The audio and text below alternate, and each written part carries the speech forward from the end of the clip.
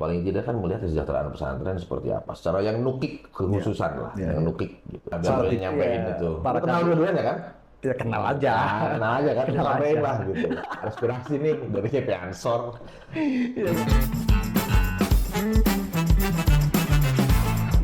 Audio Jungle.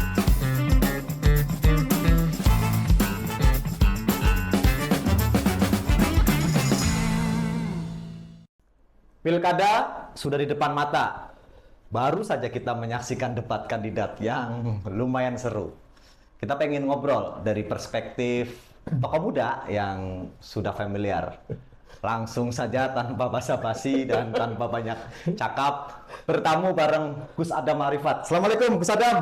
Waalaikumsalam. Ini tokoh muda Banten. Bro, selamat bro. Oke. Kan baru dilantik katanya kemarin jadi ketua Ansor. Gitu ceritanya.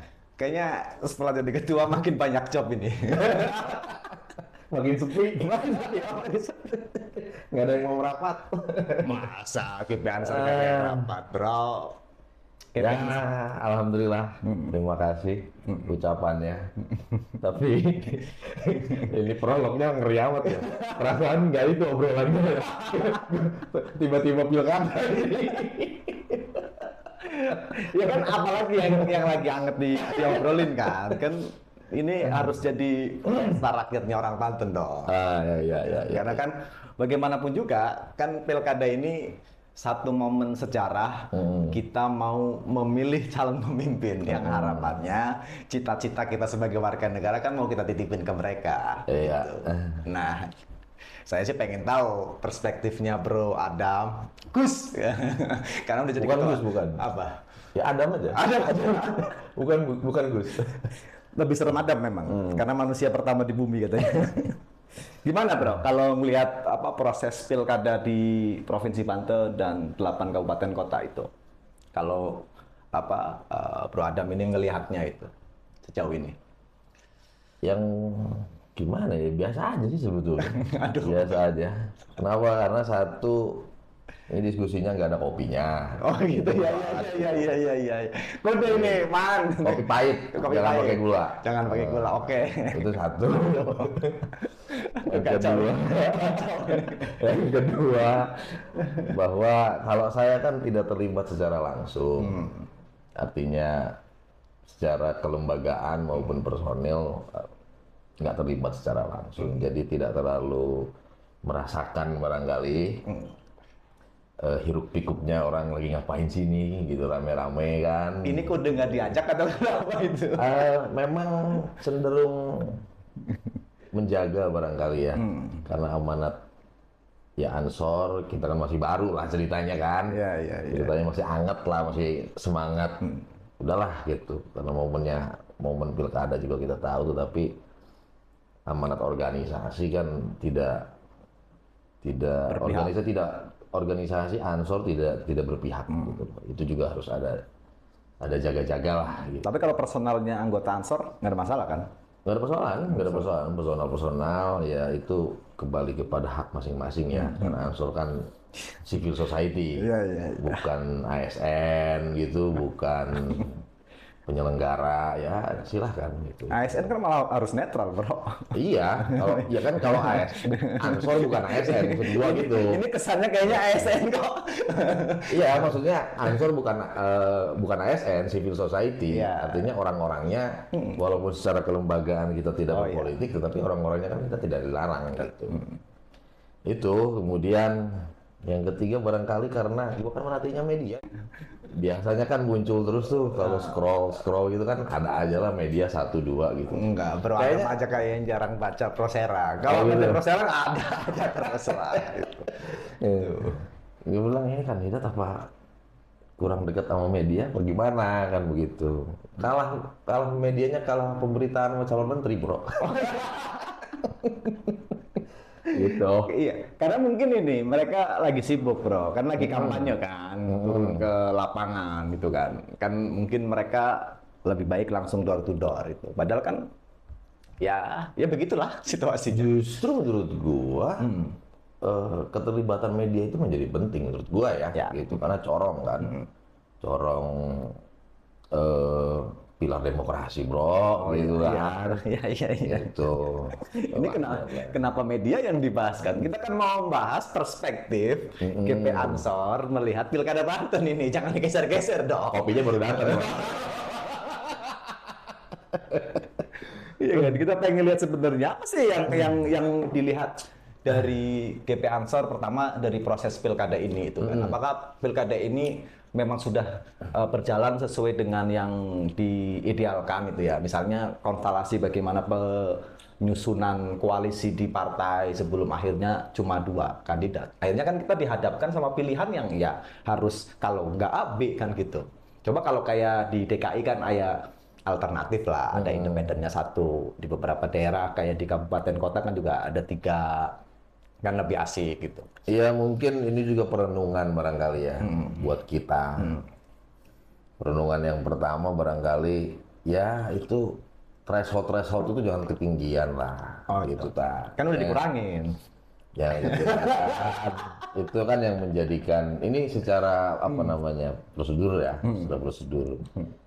Itu kan apa namanya paling tidak kita bisa mencari alternatif itu kan. Memang ada independen itu ada gitu.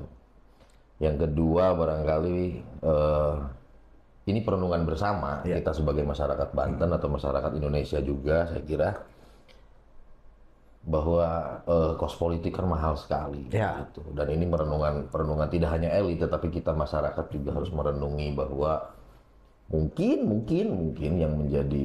yang menjadi biang keladi kos politik menjadi mahal, jangan-jangan kita juga bro, gitu tuh, lu, gua, gitu, teman-teman, gitu, jangan-jangan kan, gitu.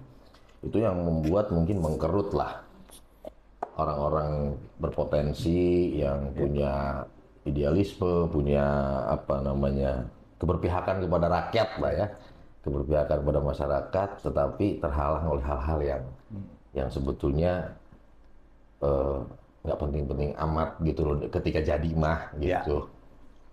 Tapi kan faktanya memang masyarakat kita kan sebenarnya aku sih nggak ini ya, justru di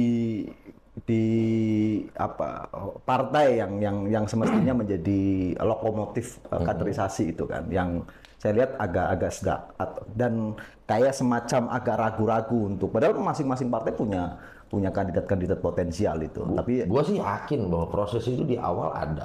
Iya. Yakin gua. Ya faktanya kan Setiap mereka partai setiap partai pasti punya jagoan gitu. Tetapi kan dinamika ya tadi itu yang selalu dibicarakan oleh banyak kalangan kan bahwa 2 hal tadi secara prosedur dengan secara substansi yang membuat banyak orang mengkerut gitu. Ya. Kalah sebelum bertarung lah kira-kira kan begitu ya. Gitu. Akhirnya daripada kalah mendingan. Tetapi itu juga karena itu bagian proses kontestasi barangkali. Ya. Sebelum bertanding maksudnya. Tapi itu kan juga secara apa namanya dari awal sampai akhir itu bagian dari kontestasi gitu. Artinya ya itulah memang demokrasi mengharuskan berkontestasi kan. Gitu. Artinya kan sekarang sudah kalah dalam bertarung ya ini hasilnya yang sekarang ini. Ya, artinya ini kan sudah dari proses penyaringan lah terbaik. Oke lah kita sepakati bahwa akhirnya 2 kandidat ini itu ya, Bu Airin dan Pak Ade, kemudian Pak Andra dengan Pak Dim sebagai 2 pasangan terbaik yang akhirnya dipilih oleh orang yang punya kewenangan untuk milih kan gitu. Karena belum jadi pilihan rakyat ini sebenarnya kan. Masih kewenangan dari partai yang memang secara prosedural mereka yang boleh mengusung itu. Nah, kita coba masuk kepada ini menarik memang kayaknya kok kalau sekelas aktivis sekaligus ketua dari salah satu organisasi terbesar itu ya, di Provinsi Banten mengatakan bahwa pilkada ini biasa-biasa aja, ini gimana masyarakat biasa yang mohon maaf sehari-hari mereka jarang sekali ngobrolin soal politik itu. Beda dengan kalangan aktivis yang setidak politik-politiknya GP Ansor pasti dia masuk ke dalam pusaran obrolan politik gitu. Iya, ya obrolannya kan gitu-gitu aja. Itu obrolan ngopi lah, teman ngopi gitu. Tapi yang menarik itu menurut gua Nah ini kan kita baru nonton nih kan debat kandidat kan, Ya. kebetulan sekali. Kebetulan. Hangat banget Yang, kemarin. yang harusnya kita jadwal jam 7:30 gara-gara ada debat kandidat molor sampai selesai. Oke. Jadi menarik itu yang harus dibicarakan mungkin tidak hanya soal figur ya, tetapi apa sih yang mau dilakukan oleh calon pemimpin kita nih. Idealnya begitu. Idealnya kan begitu. Kalau urusan pertarungannya mungkin masing-masing pasti punya strategi. Gitu. Pastilah. Tapi kan masyarakat punya hak untuk tahu apa yang mau dilakukan oleh para kandidat kalau terpilih gitu. Dan ini tidak bisa kita tarik kesimpulan hari ini walaupun kita beres nonton nih Iya. gitu. Kenapa? Karena ada debat yang kedua ya. Kedua, ketiga. Berapa kali sih Ki debat Ki? Tiga kali. Ada debat lanjutan. Nah, ini tidak bisa diambil kesimpulan hari ini karena pasti itu kan satu kesatuan. Ya. Itu pikiran cuman karena waktu yang terbatas pasti dibuat segmen-segmen. Iya. Kalau lihat performa gimana? Performa. Ya biasa aja, normal aja gitu. Normal aja. Nggak ada sesuatu yang menarik dari mereka gitu. Kalau dibanding dengan Jakarta kayaknya lebih menarik Banten ya. Kalau kata netizen ya. Kata netizen. Lebih Kata menarik. netizen lebih menarik Banten. Apa karena kita orang Banten apa gimana? Bisa jadi. Ya faktor psikologi pasti akan berpengaruh. Betul. Tapi nggak juga sih Bro. Pilkada DKI yang sebelumnya, waktu Ahok Jarot versus Anies Sandi, enggak. Di Banten nggak jadi obrolan tuh, orang Banten juga ngobrolin Jakarta aja itu. Banten memang lebih menarik saja itu kan, gitu. Apa yang membuat Banten jauh lebih menarik daripada DKI itu? Hari ini? Heeh. Ya mungkin karena proses dari kemarinnya ya. Oh, yang penuh drama gitu ya. Oh, drama banget nih, ngalah-ngalahin drakor. Gitu. Kalau Jakarta kan Hampir kota kosong kan? relatif landai ya. Ya, Kalau iya. ngelihat pemberitaan di media maksudnya relatif landai gitu. Ya. Tidak ada banyak kejutan-kejutan. Kalau di Banten tuh kemarin gue merhatiin media nasional Ya. di antara banyak provinsi dan kabupaten kota, Banten yang jadi sorotan. Kalau DKI kan nggak, memang dari Kalau awal. kita hitung ya secara politik misalkan, ya ini siapapun yang jadi, menurut gue sih ya kepanjangan Tangan presiden. tangan presiden karena baik nomor 1 atau nomor 2 turut serta memenangkan kan Ya. T1-nya ya, Ya. turut serta memenangkan Pak Oh, iya. Prabowo gitu kan. Iya, karena Bu Airin kemarin itu kan ketua TKD kan Provinsi Banten. Dan Pak Andra malah apa sih waktu itu Korwil atau apa sih? Mungkin itu juga salah satu yang bikin menarik gitu kan. Melihat pertarungan dua orang yang berjasa kepada Pak Prabowo. Iya, tapi kan yang milih rakyat bro, Oh iya. bukan Pak Prabowo. Gitu. Tapi eskalasinya gimana nih kan tanggal 20 Oktober besok pelantikan itu. Presiden. Pada satu sisi kan gini bro, yang menarik di Provinsi Banten adalah satunya itu mantan ketua TKD Prabowo Gibran, satunya adalah kader Prabowo. Iya, Gerindra ketua DPD ya. Gitu. Terus? Akan ada pengaruh nggak dari konstelasi di pusat ke daerah? Biasa aja sih menurut gua. Nggak akan. Kenapa? Kenapa? Ya ini yang memilih ya masyarakat. Nggak ada urusan. Iya, kalau itu mah benar yang milih masyarakat. Tapi kan kadang-kadang faktor tanda kutip itu ya, gerakan-gerakan tambahan dari orang-orang yang sekarang sedang berkuasa di Jakarta itu kan juga ikut berpengaruh. Iya, Ya, berat lah menurut gua. Kenapa? Karena kalaupun misalkan dilantik menteri, katakanlah seperti itu ya. Ya kan belum bisa ngapa-ngapain juga bro. Baru berapa lama? ya tapi kan apa biasanya budaya birokrasi kita itu kan apa ikut apa yang menjadi Campur tangan gitu. campur tangan. Ya memang all politik is lokal katanya kan begitu ya. Segala hal itu kan politik-politik global, politik nasional juga. Ketika prakteknya itu ya ngelihat politik lokal kan begitu. Karena indikasinya, saya pakai data Bawaslu aja ya, peta kerawanan Bawaslu. Salah satu yang menjadi perhatian di Bawaslu itu soal netralitas ASN, kemudian netralitas aparatur negara itu ya. Indikasi itu juga sudah mulai terlihat tuh kemarin.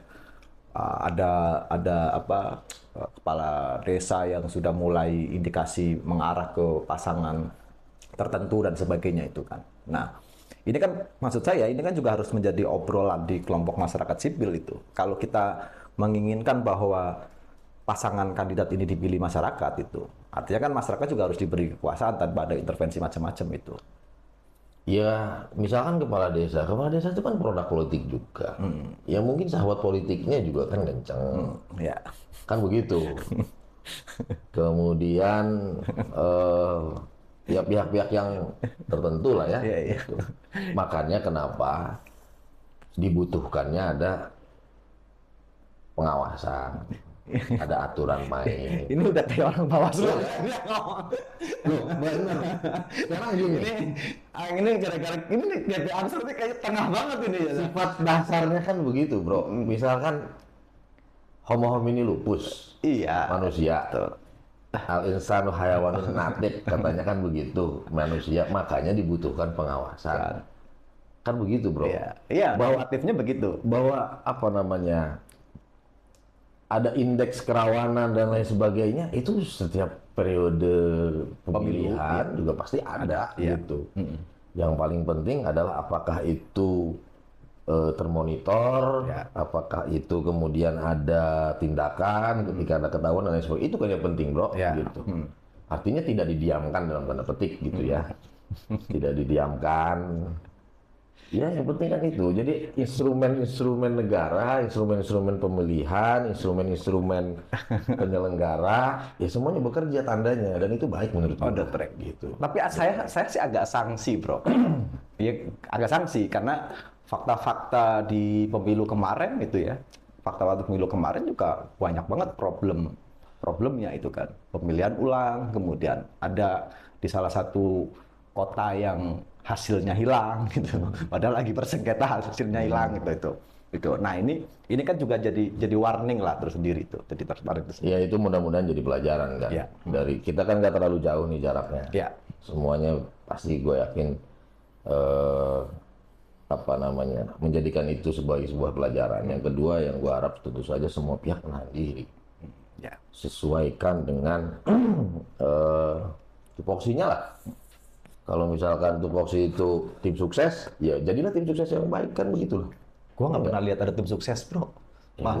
Gue apalagi gue nggak tahu kan yang bilang tadi gue nggak terlibat. Ya, sejauh ini Hari ini gue nggak terlibat. Kalau misalnya saya bandingin sama Nggak terlibat aktif maksud gue. Iya, saya juga nggak pernah terlibat secara aktif kan maksudnya. Tapi coba saya bandingin misalnya pilkada 2000 terakhir 2017 ya. Rano Mbae versus Mbak Andika. Itu kan masih banyak teman-teman aktivis yang menggelar diskusi-diskusi soal pengayaan visi misi masing-masing kandidat tanpa menghadirkan kandidat maksudnya, tapi program-program kandidat ini jadi bahan perbincangan dan jadi bahan diskusi. Ini relatif sama sekali sepi. Bahkan kemarin ulang tahun Provinsi Banten, 24 tahun Provinsi Banten, yang harusnya jadi momentum itu ya untuk mendiskusikan problem di Provinsi Banten itu ya, yang berdekatan dengan pilkada ini juga relatif nggak ada obrolan soal itu. Jadi perkaranya ada di mana itu kira-kira menurut lo? Perkaranya di mana? Ya Di kita. di aktivis, Di kita. di kelompok kreatif minority ini ya, Mas. Ya, tapi gue kemarin ngelihat beberapa sih di kampus hadir ya. Kayaknya udah mulai bergeser nih. Oh iya, sebelum mereka menjadi kandidat, memang ada beberapa kampus yang mengadakan diskusi soal. Nah itu menurut gue menarik. Gitu. Menarik. Kenapa? Karena kayaknya udah mulai bergeser gitu. Kalau dulu kan kayak tabu banget tuh kan, kampus menyelenggarakan atau uji publik Iya. kandidat mau masuk kampus itu. Ya, karena juga. dulu nggak boleh, nggak boleh gitu. Nah maksudnya ini kan kampus juga Mungkin sebenarnya karena sudah dibuka kerannya bro, wadahnya lo di situ di kampus misalkan atau di debat kandidat, jadi merasa kita sebagai insan aktivis barangkali itu melihat kita tunggu aja gitu di seri-seri berikutnya atau di seri yang menyelenggarakan yang lebih kredibel misalkan gitu. Kalau dulu kan karena kampus nggak boleh sehingga malah justru memacu orang untuk membuka gitu. banyak ruang. Tapi faktanya hari ini benar apa atau tidak itu ya, kalau salah saya nggak apa-apa dikoreksi, saya nggak dapat informasi. Sejauh ini sejak penetapan kandidat gitu, baik 01 maupun 02, saya nggak lihat ada agenda di kampus. Wah itu gua yang belum tahu apakah Memang nggak? karena merasa sudah atau kampusnya maksud gue ya, apakah karena merasa sudah melaksanakan atau enggak. Yang kedua ya berarti kan anggapan gue benar, biasa-biasa aja nih pilkada. Kalau obrolan teman-teman itu, Berarti bener kan? kalau obrolan teman-teman tuh ada sekarang tuh ada pola yang menarik gitu. Dulu itu yang kritis, yang banyak bersuara itu kemudian diajak gitu ya. Ya Jadi diajak. tim sukses, Nggak harus jadi tim sukses, maksudnya diajak entah itu jadi tim sukses, entah itu hanya sekedar menjadi teman diskusi. itu. Nah belakangan itu ada pola yang orang diajak, yang penting lo diem. Oh, gua nggak denger itu kalau itu. Ini Gua ada nggak kabar burung begitu. Gitu. Gua nggak denger. Mending lo diem, nggak usah berisik gitu, nggak apa gitu tuh. Ya itu mungkin ya kalau yang itu gua nggak dengar. Kalau diajak kemudian dia Ya ini maksud gua, asumsi tapi asumsi berdasarkan fakta-fakta bahwa jarang banget di kafe-kafe itu ada diskusi-diskusi kecil-kecilan yang membahas soal ini, relatif sepi banget. ya mungkin di kelompok-kelompok yang sangat mikro ya. Mungkin diskusi-diskusi 5 orang, ya lagi ngopi begitu. Nah, itu kan obrolan memang sehari-hari. Obrolan Gitu. warung kopi, barangkali karena sudah di situ. Barangkali ya, gitu. Gue sih nggak terlalu karena tidak terlalu concern di urusan pilkada gitu tuh. Terus concern gap answer di mana ini? Hari ini kita hanya baru 3 bulan ini kan masih konsolidasi. 3 bulan ini konsolidasi, kemudian menyamakan persepsi karena beberapa cabang juga baru kan. Iya. Ada 3 cabang yang baru, kemudian ya kita menyamakan persepsi dan agenda bersama ini apa gitu. Tapi ini gue belum 100 hari bro. Belum 100 hari, baru 2 bulan sekian lah. Saya sih berharap GP Ansor itu menjadi pelopor ruang publik kita diisi dengan diskusi-diskusi tema politik gitu ya. Bukan politik kita kecenderungan kita mau milih kemana-mana, tapi lebih pada Partisan, bukan politik partisan. bukan politik partisan gitu kan. Tapi ya seperti testimoninya Bung Adam kemarin lah waktu apel siaga itu bahwa GP Ansor itu ngomongnya politik kebangsaan dan keumatan. Nah, oke lah. Gue misalkan tadi nih, gue merhatiin nih, apa kita nobar itu, Ya. yang Saya hanya anggap itu hiburan aja lah. ya memang kan juga nggak ini amat ya. Ya. Kalau kaitan dengan menang dan tidak menang kan itu bukan satu-satunya barometer lah. Ya. Urusan menang dan tidak menang. Dan pengaruhnya katanya kecil banget. Ya pengaruhnya kecil banget. Mungkin karena kurang tersosialisasikan. Bisa jadi. Karena durasinya yang lama dan sekarang masyarakat di handphone itu kan cuman pengen yang pendek-pendek aja. Short-short gitu ya. Nah, ya nanti itu masukkan lah buat tim sukses atau teman-teman media yang cut gitu ya. Itu. Nah, tetapi gini, barangkali kalau tadi gua merhatikan debat tidak ada yang spesifik barangkali di antara 2 kandidat itu yang melihat Banten dari perspektif budaya. Apa belum temanya? Apa temanya? Temanya tadi kan soal apa tadi? sih? Kesejahteraan masyarakat. Ya paling tidak kan melihat kesejahteraan pesantren seperti apa. Secara yang nukik kekhususan lah, yang nukik gitu. Seperti bahas sekilas doang kayak tadi ya. Ya sekilas ada, mungkin dua-duanya juga menunjukkan itu bahwa Banten ini cuman yang menukik kesejahteraan guru ngaji. Apa temanya yang terlalu luas? Ya. Enggak menurut gua. Temanya udah itu. Enggak, soalnya kan tadi temanya ada reformasi birokrasi, tata kelola pemerintahan, kemudian ada kesetaraan gender, kemudian soal apa sih tadi sumber daya manusia. Menurut saya sih terlalu banyak gitu subtemanya ya itu. Iya, makanya kenapa gue juga nggak tahu ya kenapa yang mencerminkan Banten. Banten ini kan lu kalau dengar di luar provinsi bro, Iya. Banten ini ya wilayahnya wilayah religius kuat, Iya. gitu loh. Tetapi selalu konteks diskusi, Ya. bukan konteks diskusi, konteks apa namanya? Yang jadi Kayak menjadi ikut aja lah gitu tuh Ya. kepada apa namanya program pada umumnya gitu. Jadi bukan prioritas gitu. kayaknya menarik kalau GP Ansor tuh ngambil itu. Bagaimana? Ya udah gua ngomongin aja di sinilah biar lu yang nyampein Iya, itu. para Lu kenal kandidat. dua-duanya kan? Ya kenal aja. Nah, kenal aja kan, Kenal nyampein aja. lah gitu. Aspirasi nih dari GP Ansor.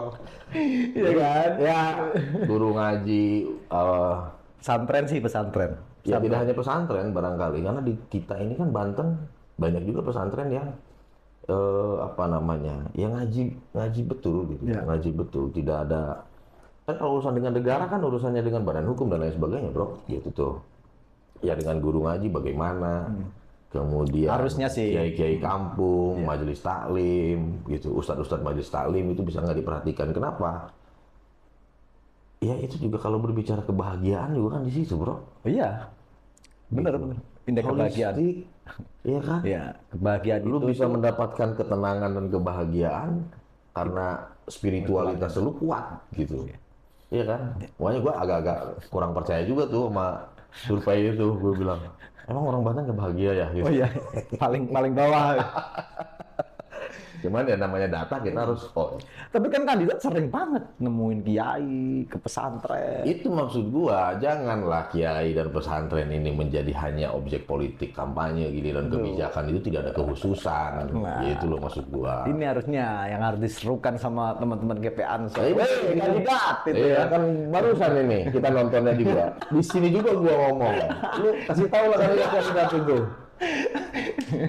Gua ini siapa bro, itu kan. Media bro, Spilo Demokrasi. Oh iya, kita mah udah capek kita beritain itu ya. Yang nukik lah, terutama misalkan karena sosok ya, sosok pribadinya lah gitu. Termasuk mungkin kepada kita malu juga tuh kemarin di Tangerang ada apa? Ya, Pelecehan kan, seksual. ya. Pelecehan seksual yang kemarin. Kita malu, kemudian Yang pelecehan ternyata seksual. dia nggak punya izin dan lain sebagainya gitu. Iya, tuh. iya.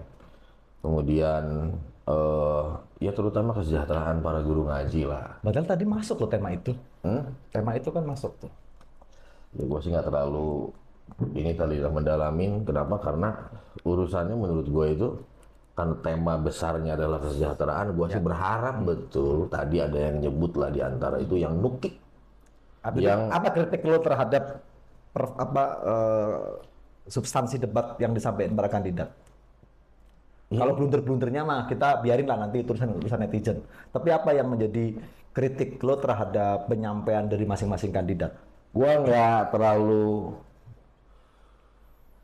gini. Gue merasa ini bisa salah lah. Mudah-mudahan salah. Nafasnya itu di antara semuanya kandidat itu menurut gue agak kurang Banten ya. Mungkin karena berproses remaja kecilnya nggak ada yang dari Banten tuh di antara dua. Emang nggak ada bro? Ya mungkin ya, gua nggak tahu. Kalau ngelihat apa? Kalau gubernurnya sekilas, iya. iya Kalau maksud gua di antara gubernurnya. Kalau Di antara wakil-wakilnya, gubernurnya. Kalau wakil-wakilnya kan orang-orang sini kan. iya satu lahiran Tangerang, satu lahiran Satu Pandeglang, satu Lebak gitu. Tangerang bro.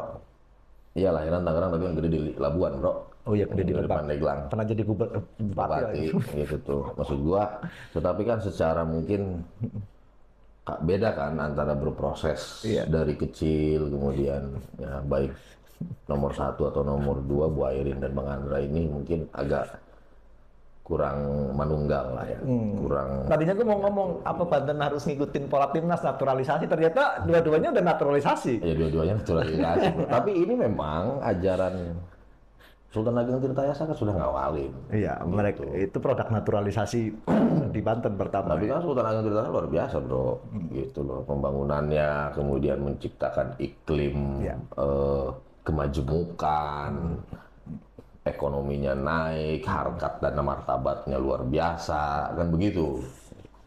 Jadi ya mudah-mudahan kita berharap. Dan itulah memang egaliternya masyarakat Banten menurut gua ya. Gitu. Sultan Banten itu ketika dia dinobatkan Hasanuddin ya, ketika bener apa enggak nanti bisa dicek bukunya. Yang pertama dibangun itu istana sebagai simbol tata kelola pemerintahan, yang kedua pasar sebagai simbol sirkulasi ekonomi, yang ketiga masjid, bro. Tuh. Jadi masuk tuh sebenarnya kalau kandidat ini ngomongnya soal pesantren gitu. Nah maksud gua kan tadi kan kita sama-sama dengar bro, nggak ada yang nukik, Iya, iya. nggak ada. Ya, Jangankan personalnya ya. Ya, cuma ngomong ya nanti kita kasih beasiswa ke Nah, sana. ini gitu aja kan, nggak nukik gitu loh, nggak ada kekhususan, nggak ada kekhususan. Mohon maaf, misalkan gini, ada lagi yang bisa mendatangkan PAD sebenarnya, wisata religi di Banten ini agak kurang diperhatikan, padahal destinasi wisata religi itu luar biasa di Banten. Ya. tetapi kurang diperhatikan dari pembangunan SDM-nya, pembangunan infrastrukturnya, nggak kayak di daerah-daerah lain gitu loh. Lu kalau di daerah-daerah lain kan bisa ngelihat kan kenyamanan parkir, kenyamanan lu mau zikir berlama-lama, nyaman. Jarang ziarah saya, bro. Gitu. Jarang Lu ziarah. kali-kali jarah lah. Gitu. Oh, kalau sesekali iyalah, kan pernah juga saya ziarah kemana?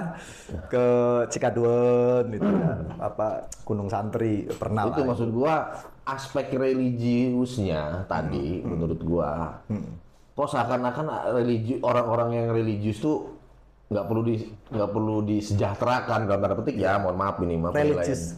orang-orang religius. Saya khawatirnya bro, mereka menganggap religiositas itu ketika mereka nyalon menggunakan simbol-simbol Islam, cukup mendatangi pesantren itu. Ya berarti kan cuma jadi objek politik bro. Iya kan? Iya. Di capture sama media, ya kan? Iya. Diupload sama timnya, Iya. ya kan? Iya, testimoni kiai itu ya. Nah, begitu-begitu, kemudian ya dua belah pihak pasti gua yakinin pasti datang itu, Iya. pasti itu. Dan beberapa ya udah lumrah lah gitu. Ini kayaknya- Cuman maksud gua ketika kita memperhatikan debatnya dalam konteks kesejahteraan, kok ya dipikirin secara khusus gitu loh bahwa Banten ini wilayah yang kental religiusnya, diperhatikan A to Z-nya, itu dari A sampai Z-nya, dari mulai kelembagaannya, masyarakat sekitarnya, individu pelakunya, gitu, guru-guru ngaji, Ya. gitu. Mereka yang nemenin bro, guru-guru ngaji itu nemenin masyarakat kalau gundah gulana itu mereka yang nemenin. Tapi negara ya kadang-kadang seringnya enggak gitu juga gitu. Hadir. Gitu. Hadir. Kalau misalkan Udah hadir. psikolog misalkan, lu tahu kan gimana psikolog?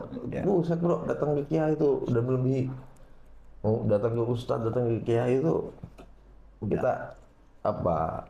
Ya dekat-dekat orang apa ngaji kan, dekat-dekat orang kiai, dekat-dekat orang soleh, kita mudah-mudahan kecipratan lah kebaikannya. Seminimalnya ketika waktu berhadapannya, Ya.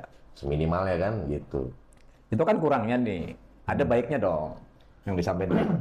Baiknya mau menyampaikan mereka apa yang mau mereka lakukan. Enggak dari iya itu poin lah. Satu. Mereka mau menyampaikan. Gue membayangkan itu sebenarnya Ya. Seperti apa debat? Debat Apa, itu- karena debatnya terlalu kaku kan debat-debat di kita dari pilpres dari iya, maksud gua membayangkan debat itu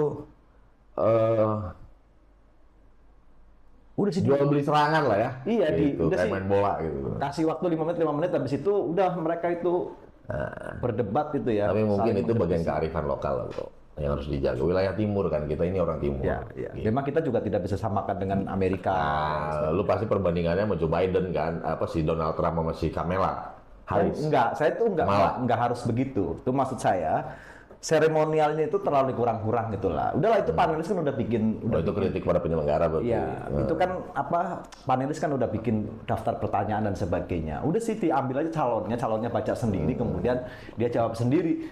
Kayaknya lebih efektif itu. Ada improvisasi di sana itu. Kalau gimana mau improv, kan saya yakin ini bener apa enggak. Itu kandidat itu cuma berpikir saya punya bahan materi ini, kemudian saya di waktu 3 menit. Maka saya harus ngepasin doang tuh. Kan nggak ada celah tuh melakukan improvisasi dan sebagainya itu. Ada improv, tapi improvnya juga improv gimmick yang nggak masuk gitu kan. Yang terhormat ini. Jadi kesannya ini mau debat atau mau sambutan di acara kondangan gitu kan. Ya, itu mungkin kekhasan ya. Kekhasan dari setiap pribadi gitu. Kekhasan. Kandidat-kandidat kan tentu ingin menyapa begitu. Ya biasa lah bro, namanya juga kita ini terlalu banyak basa-basi kan. Iya, gitu. iya. Memang kita terlalu banyak bahas itu. Maksud saya tuh ya nggak nampol aja gitu ya. Kenapa sih selalu kentang gitu loh? Kalau setiap debat Nah kalau itu. kentang gua setuju. Namanya juga kita penonton bro, Iya. belum kandidat. Lu mau jadi kandidat nggak? Lu rasain. Pernah. Kalau penonton kan selalu ingin dihadirkan tontonan yang menarik kan? Iya, Iya nggak? iya. Sesuai dengan imajinasinya gitu. Ya wajar lah. Lu komentar begitu ya gue wajarin. Iya. Gue juga komentar begini ya karena gue penonton. Kentang aja. Jadi kita lihat aja nanti cek. Coba diketek di pemberitaannya. Akhirnya di pemberitaannya juga ya gimmick-gimmick saja. Hal-hal yang nggak substansi. Misalnya kandidat ini kalau nanya ini malah begini. Akhirnya jadi bahan serangan masing-masing kedua. Ya kita ambil yang positifnya aja. Menurut gue ya. Kita bisa ngambil itu sebagai bahan yang disampaikan kepada masyarakat. Bahwa barangkali kan orang-orang yang sinyalnya yang agak susah Iya. gitu, yang TV-nya lagi rusak, barangkali nggak kesampaian, direkam, kemudian rekaman itu bisa kita sebarkan ke masyarakat bahwa ini kandidat kita, Iya. calon orang-orang terbaik dari Provinsi Banten, ya kan? Iya. Gitu. Menarik itu bro. Gitu. Kalau Aura siapa yang menarik tadi? Gua bukan orang yang bisa baca kodam bro. Ini kodamnya Ultraman. Apa kodam gimana? Gua bukan Aku pikir bro, itu hanya orang-orang yang sudah menentukan sikap keberpihakannya di mana yang perspektifnya itu punya sisi subjektif sesuai kandidat ya. Ternyata yang belum memilih pun jadi jauh lebih subjektif itu. Untuk Jadi- 41 ini gimana? Kalau 41 ya mungkin performance dan Iya. lain sebagainya nanti masyarakat yang menilai bro. Gitu. Kan kita Ya. juga masyarakat. Itu konsumsi gua lalu kayak amat lu. Ya kenapa kita ngobrol di sini? Kita jadi nggak fokus juga nih kayak kita kan kandidat juga nih akhirnya ngobrol. Kenapa? Karena gua bilang gini. Gua secara pribadi kan tidak ada yang mengenal kan. Apakah bawaan itu adalah memang bawaan yang natural Ya. atau bawaan yang sudah melalui pelatihan khusus. Kenapa bro? Gitu. Gini, Itu kenapa? penting, bro. Kenapa aku punya ekspektasi tinggi kepada 4 orang ini? Karena kalau kita ngomong track record, mereka itu bukan orang baru di politik. Semuanya itu punya jabatan mentereng. Airin 2 kali jadi kepala daerah, 2 periode kan. Pak Ade juga sama. Dia pernah jadi anggota DPRD, kemudian ini. Pak Dimyati juga sama. Mantan bupati 2 periode dan anggota DPR RI. Kemudian Pak Andra juga sama, 3 periode di DPR. Artinya kan secara track mereka di jalur politik ini udah panjang. Mereka kan sudah terbiasa menghadapi tekanan publik, sudah menghadapi sorot kamera itu. Artinya nggak ada alasan bahwa mereka itu nggak on dalam debat ini. Tapi lo harus catat, mereka baru pertama ini semuanya itu urusan gubernur. Oh iya kalau itunya itu kan. Atmosfernya beda bro. Banten ini, ya nggak? Banten. Ini Banten. Beda. Ada simak. Lu dari diri. Tapi Bung Adam aja ya tidak mau membahas itu karena terlalu jauh dari ekspektasi yang dibayangkan Bung Adam. Sehingga Bung Adam jadi Saya agak kecewanya tadi aja. Kecewanya. Betul. Saya bener. Saya tidak expect itu karena kalau melihat kan semuanya pada datang ke pesantren, ke kiai kan begitu kan. Iya betul. Gua agak kecewa tuh di situ. Gua bilang kok nggak ada yang nukik.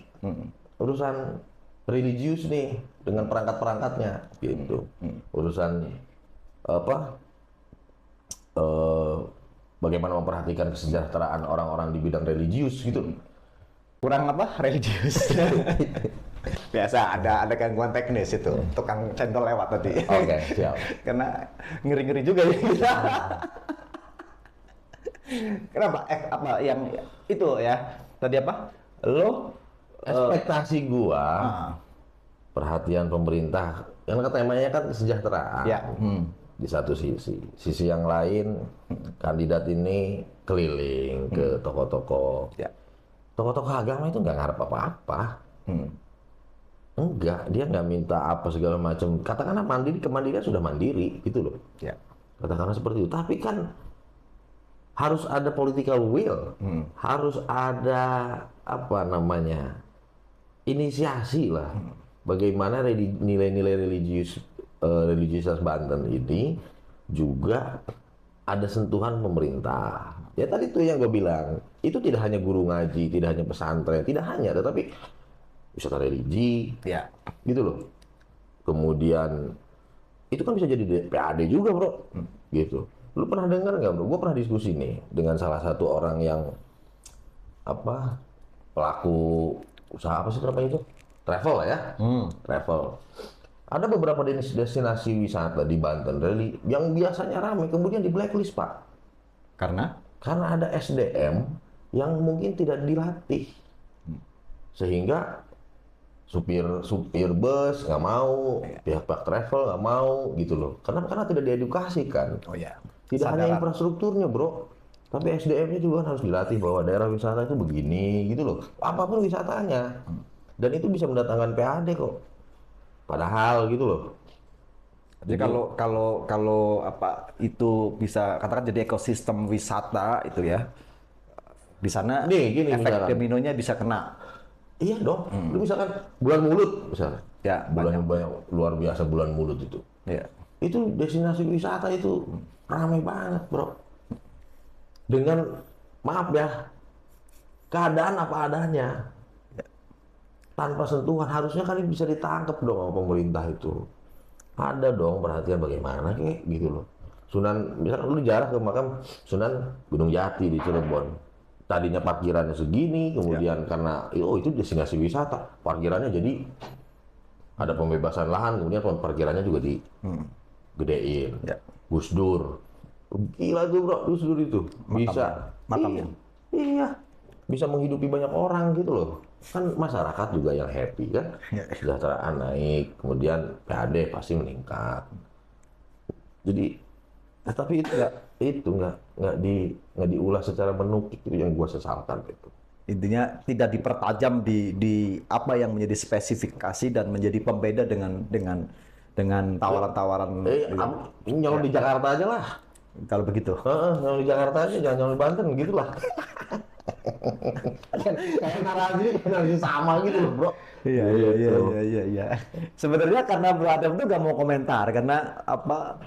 Saya terus terang kalau saya pribadi tadi menyimak itu karena saya juga menaruh ekspektasi tinggi itu ya, ekspektasi tinggi bahwa mereka itu punya rekam jejak, punya track record kepemimpinan yang panjang, semuanya itu loh, bukan orang baru, semuanya punya rekam panjang dan saya yakin mereka paham betul persoalan yang ada di Provinsi Banten itu. Tapi justru yang menjadi akar dari masyarakat Banten itu tidak banyak diulas dan tidak banyak dipertebal. Mereka ya lebih banyak gimmick-gimmick aja seruan-seruan gitu Ya ya. itulah.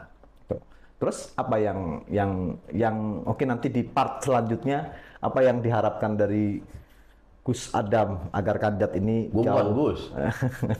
Ya kan nggak apa saya manggilnya Tema, Gus gue kan. nggak tahu tema keduanya apa. Tapi ya harapannya nanti bisa lebih nukik lah. Kenapa? Karena itu kan nanti mereka kan direkam kan ini. Ya. Artinya kalau misalkan nyeleweng dalam tanda petik, nyimpang dari apa yang sudah disampaikan kan nagihnya enak, ada barang bukti bro. Oh iya betul. Dulu Anda bilang begini loh, gitu loh. Kan kalau jadi, Ya. ini realisasinya bagaimana, kan begitu. Ya. Terus yang kedua tidak ada yang menyinggung soal beberapa pembangunan di Banten ya, Iya. atau ada wilayah-wilayah baru mungkin yang bisa membuat lapangan pekerjaan. Ya. Konkretnya gimana sih? Gitu. Ya tadi memang sih kita juga nggak lihat ya apa misalnya indikator apa misalnya kenapa Banten Nggak ada, itu masih Bro. ada daerah tertinggal, kemudian misalnya di daerah Tangerang itu jauh lebih maju, apa indikator-indikatornya Nggak sehingga ada. itu diramu ya tadi. Iya. Ya terbatas waktu sekali bro. Bukan soal terbatas waktu, bro. Kalau menurut gua, Tapi waktunya banyak sisa juga tadi ya. iya, maksud gua bukan itu memang fokus. Ini bukan soal waktu, itu soal fokus. Artinya memang tidak difokuskan. Semuanya juga nggak fokus itu, pada mau ngapainnya. Menurut gua ya, gitu. Tapi kalau saya sih sebenarnya gini, gubernur di Banten itu di kampanye ini dan debat ini itu bangun hope saja. Karena pada dasarnya kan mereka juga nggak punya wilayah, bro. Yang punya wilayah itu kan kabupaten kota. Gitu. Dan yang saya tidak lihat itu apa ya, mereka menebar hopes, menebar harapan ini pada masyarakat Banten. Padahal tagline-nya udah bagus tuh, walaupun sama kan dua-duanya, Banten maju, satunya tambah bersama kan gitu. Tapi apa sih hope dari Banten maju itu, gitu loh. Banten maju bersama itu yang belum itu. Tapi ya sudahlah bro, mau gimana lagi, memang seperti kondisinya. Ya, mudah-mudahan sih, gue sih sederhana ya. Kalau mereka menebar harapan, tentu saja pada akhirnya membuat kita berharap. Ya, dan mudah-mudahan harapannya bisa terrealisasi ya. Gue punya keyakinan bahwa mereka itu orang-orang baik lah. Gue punya keyakinan mereka orang-orang baik. Kalaupun penyampaian dari sisi debat mungkin ada groginya gitu loh. Kayaknya Ada kikuknya. saya sih berharap pasca ini itu ya, ini tim sukses yang dengar itu ya, ngajaklah diskusi teman-teman teman-teman GP Ansor, teman-teman kelompok civil society itu ya. Nggak cuma GP Ansor tapi juga teman-teman kelompok civil society, pelaku budaya itu ya, untuk merumuskan merumuskan semacam platform yang mau dibangun di Provinsi Banten. Oke, Bro. Oke. Siap. Biar kita tidak panjang lebar dan nggak cuma sekali doang kita kan, karena masih ada debat-debat selanjutnya kan. Nanti Oke. kita ulas lebih lagi dan saya berharap debatnya jauh lebih substansi, tidak hanya sekedar saling oven kayak tadi. Terlalu nyerang. Saya khawatir kalau terlalu nyerang, lupa bertahan kayak Indonesia malam kan. Kita ekspektasi Indonesia menang sama Cina, ternyata kebobolan 2, Bro. Memang made in China itu luar biasa ya sekarang itu. Oke, sampai ketemu di pertemuan episode berikutnya.